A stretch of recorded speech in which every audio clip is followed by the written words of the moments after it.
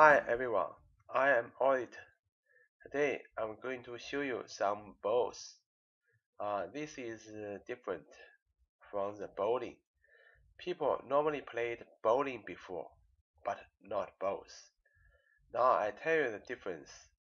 Bowling is a sport or leisure activity in which a player rolls or throws a bowling ball towards a target.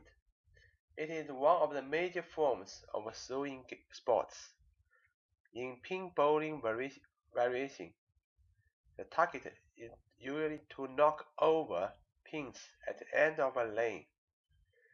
This is what I played before.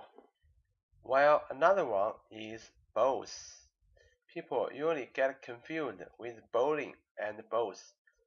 Bowls, or another name, long bowls, is a sport in which the object is to roll bias balls so that they stop close to a small ball called a jack or kitty. It is played on a bowling green, which may be flat, or convex, or uneven. It is normally played outdoors.